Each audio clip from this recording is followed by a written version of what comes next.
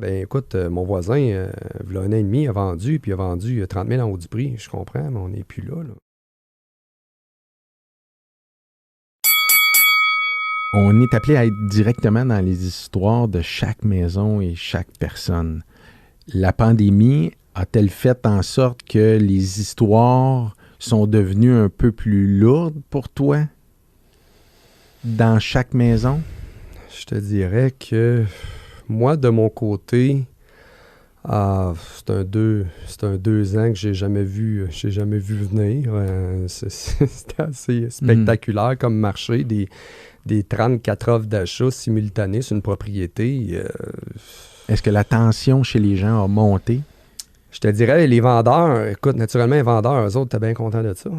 Mais je te dirais que les acheteurs, c'est une autre histoire. Ouais. Malheureusement. C'était rendu avec des lettres de présentation, etc., que, voilà 15 ans, on voyait pas ça. Non, clairement. Des 2 dernières années, des lettres de présentation, écoute, signées à main propre de l'acheteur, tout montrer ses intérêts de faire attention à la propriété, puis qu'elle va mettre son corps et âme dans la maison, puis qu'elle ne leur vendra pas à la maison, puis que... Oui, mais pour la majorité des vendeurs, c'était bien le fun, mais pour la majorité des vendeurs, ils deviennent des acheteurs. Fait que tu goûtes à ça, mais après, t'embarques. Puis qu'est-ce qui arrive? Tu sais, tu disais, Sarah, tantôt, on est à quelque part dans notre portion de courtier immobilier, un peu les psychologues, à ceux qui sont là pour les écouter puis les conseiller. Mais le vendeur qui est devenu acheteur dans cette époque-là... Bien, je pense qu'ils ont vécu beaucoup, les gens qui ont vendu ou acheté dans les 2-3 dernières années, là. Puis moi, je pense... c'est peut-être moi qui se trompe, dites-moi si je suis dans le champ ou c'est juste moi qui le ressens, là, mais aujourd'hui, un vendeur, je le sens pas comme il y a 3-4 ans, avant cette période-là. Il y a quelque chose qui s'est comme créé à l'intérieur d'eux, l'énergie est différente, il y a peut-être un peu plus de frustration, est-ce que, frustration d'avoir manqué le back-off, frustration que les prix ont augmenté, la frustration que le taux d'intérêt augmente, ils sont comme pas tant contents, tu sais, ce temps-ci, j'ai bien du monde qui m'appelle pour vendre, puis c'est pas pour des bonnes nouvelles, la plupart du temps.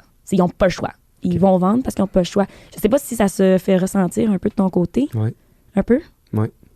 Bon, mais je suis pas toute seule. Puis là, tu sais, tu essaies de t'ajuster. Non, je te posais la question parce que... On est tous dans le même bateau, là. Tu sais, il y a encore des gens qui sont moins sur les médias, axés sur les médias, à regarder les médias. Puis il y en a encore, je rencontre dernièrement, écoute, mon voisin, il y a 1 an et demi, a vendu, puis il a vendu 30 000 en haut du prix. Je comprends, mais on n'est plus là.